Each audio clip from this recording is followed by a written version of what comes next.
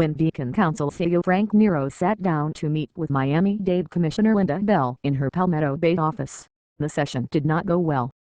"He wouldn't even look at me," Bell said Friday, recounting the meeting where Nero objected to her plan for reworking the tax-funded group's arrangement with Miami-Dade.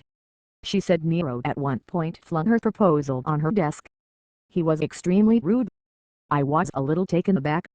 The encounter, confirmed by one other participant, helped fuel events that led to Nero's ouster Friday from his post as head of Miami-Dade's official economic development agency. His abrupt exit came after a string of private and public dust UPS with elected leaders throughout the county, from congressional offices in Washington to the mayor's office in downtown Miami, according to internal emails and interviews with board members and others close to the nonprofit. Nero was not available for an interview Friday, but issued a statement that read in part, "After close to 17 years at the Beacon Council, clearly it is time to do other things. The growth of Miami-Dade County as an international business center has been gratifying."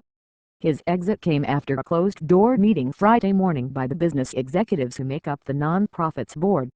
One director said Nero was given a choice of resigning with 6 months severance from his $390,000 8-year position or be dismissed with a 3-month severance package. Nero agreed to resign, effective Friday. Robin Ryder, the former Beacon Council chairwoman and a longtime leader in the city's philanthropic circles, will take over as part-time CEO at $12,000 a month.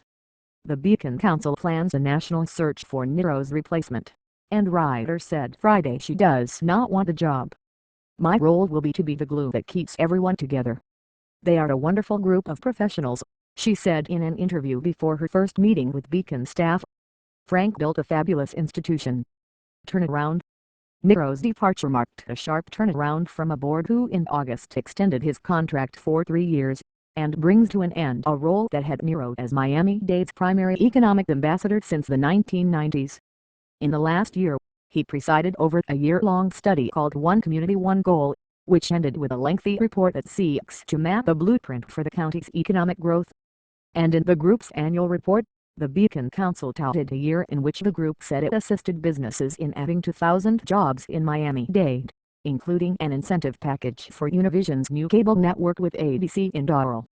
"I do believe Frank Nero did a wonderful service for our organization and for the community," said Joe Pallett, the general counsel of HICO and the current volunteer chairman of the Beacon Council. Pallett presided over months of internal drama as Nero's critics inside and outside the Beacon Council maneuvered to remove him.